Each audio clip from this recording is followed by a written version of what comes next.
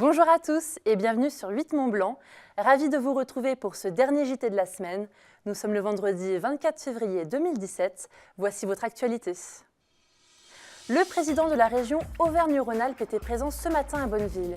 Il est venu aborder le thème de la qualité de l'air et dévoiler le montant de l'aide allouée pour améliorer la qualité de l'air en Haute-Savoie.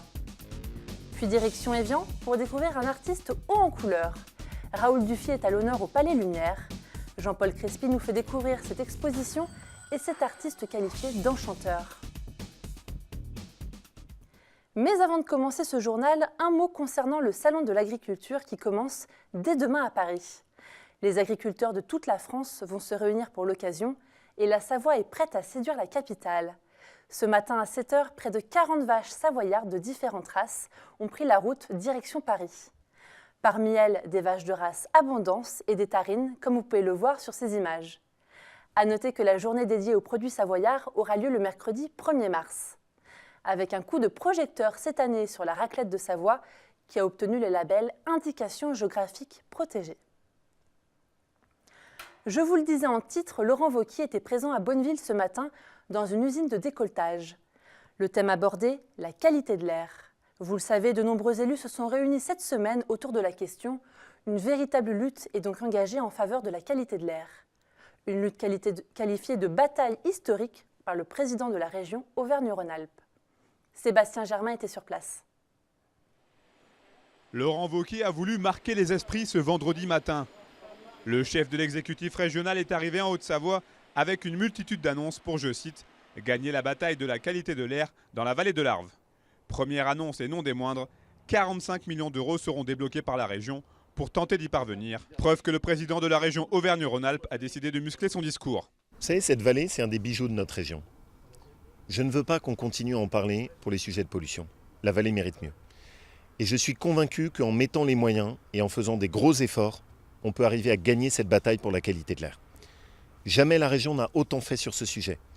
On va quasiment multiplier par 10 notre effort. Moi, je veux que ce soit concret, opérationnel. On met beaucoup d'argent sur la table.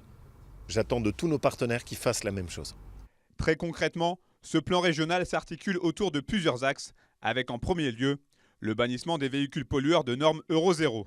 Il vise aussi à réduire l'émission des particules fines par les particuliers qui se chauffent au bois, avec le passage de la prime de renouvellement de 1 000 à 2 000 euros. Enfin, ce plan de lutte a pour objectif de limiter la pollution des entreprises et des industries locales. Et le lieu de cette annonce n'a pas été choisi au hasard puisqu'ici, à l'usine de décolletage Perroton de Bonneville, plus aucune particule fine n'est émise. On s'est mis à la recherche de solutions pour éliminer tous nos rejets, qu'ils soient visuels ou effectivement les particules fines.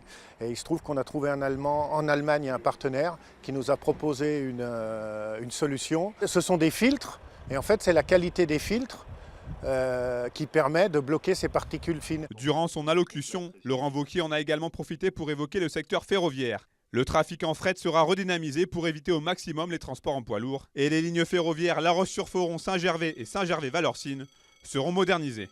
Le fruit d'un travail de concert entre la région et le département de la Haute-Savoie. Ce qui est intéressant, c'est de savoir que la complémentarité va nous aider pour le fonds Air Bois, pour le fonds Air Industrie, pour le renouvellement des véhicules, probablement pour le renouvellement d'une flotte qui est complètement usée et à bout de souffle et qui pollue énormément. Voilà, ce sont tous ces sujets qui nous mettent en phase, qui nous mettent en lien, qui font que nous additionnons les efforts et les financements et je pense que ça répond à la population. Après ces annonces spectaculaires, les habitants de la vallée de l'Arve attendent désormais des actes. Les prochains mois seront certainement décisifs. On reste en Haute-Savoie pour clore un long débat. On ne dit plus sévrier, mais sevrier. C'est une décision du Conseil d'État qui a validé l'orthographe du nom de la commune haut-savoyarde. Cette procédure a été initiée par Jacques Ray, le maire de la commune en place depuis 1977. L'accent disparaît donc officiellement. Les oreilles des puristes ne devraient donc plus être agressées par cette faute de prononciation, une faute qui remonte à Napoléon. Pas sûr donc que les habitudes changent du jour au lendemain. Comme chaque semaine, nous quittons nos frontières, direction la Suisse, cette fois-ci avec nos confrères de Léman Bleu.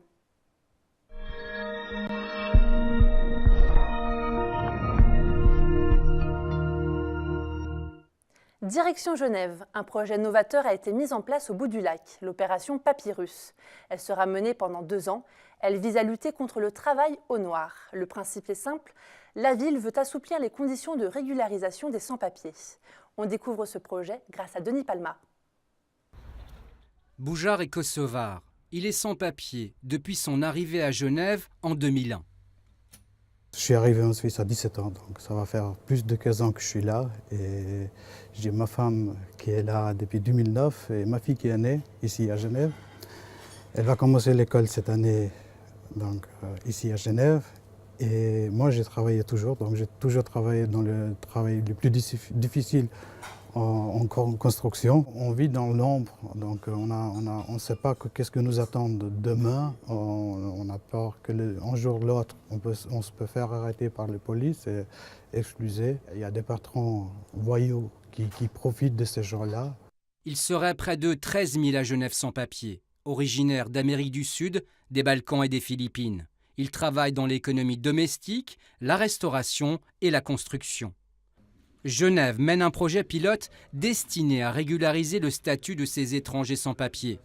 Depuis 2015, 590 permis de séjour ont été délivrés, dont 147 familles. Objectif, lutter contre le travail noir, mais pas seulement. Les sans-papiers apparaissent donc, je disais il y a un instant, comme des sortes de fantômes.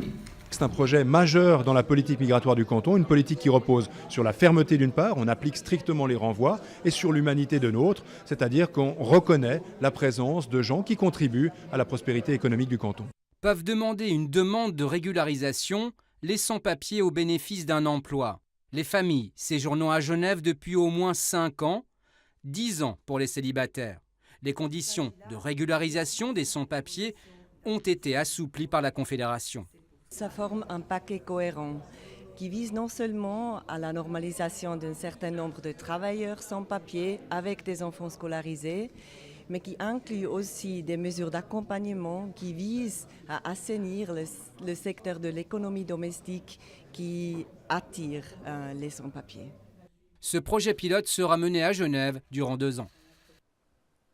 Avant de continuer ce JT, petite modification, le maire de Sevrier, Jacques Ray, n'est pas élu depuis 1977, mais depuis 2014, vous l'aurez bien compris. À présent, direction Évian. Le Palais Lumière réunit actuellement près de 200 œuvres de Raoul Dufy. L'exposition est intitulée « Le bonheur de vivre » et vous allez comprendre pourquoi. Jean-Paul Crespi nous fait découvrir cet artiste épris de nature et de liberté. Peintre, dessinateur, céramiste et créateur de tissus et de tapisseries, Raoul Dufy est l'une des figures majeures de l'avant-garde parisienne de l'entre-deux-guerres. Riche et foisonnante, l'exposition présentée au Palais Lumière met en perspective la modernité du peintre décorateur, un artiste qui revendique, aux côtés de Georges Braque, un art libéré de toutes les contraintes académiques. Un art de la couleur et de la ligne, une tentation du décor pour affirmer sa parfaite maîtrise de l'art de composer ses sujets. C'est la couleur, c'est la lumière. Effectivement, il a une conception esthétique à lui, c'est-à-dire que la forme et la couleur sont deux entités indépendantes qui évoluent de manière autonome. Donc la forme ne limite plus la couleur, mais il y a aussi cette gaieté. Je dirais que ça fait partie vraiment de l'œuvre et de la personnalité de Dufy. C'est pour cette raison qu'on a appelé aussi l'exposition « Le bonheur de vivre ». On voit que dans tous les domaines que Dufy a frôlé, a pratiqué, on voit justement cette gaieté partout. Inclassable, Raoul Dufy a toujours revendiqué un modernisme classique et une conception moderne de l'art, de la beauté et de la joie. Il s'est essayé tout au long de sa carrière à porter la couleur comme l'une des composantes majeures de son œuvre. Ses réalisations vives ont toujours exprimé un véritable bonheur de vivre. C'était sa philosophie de vie. Ce n'était pas un mondain, par exemple. C'était quelqu'un qui aimait peindre du matin au soir. Il s'est vraiment consacré à la peinture, à ses œuvres. Et surtout, vraiment, s'est consacré à représenter ce bonheur, cette joie partout. Partout, dans tout ce qu'il faisait, c'est toujours la joie qui en ressort.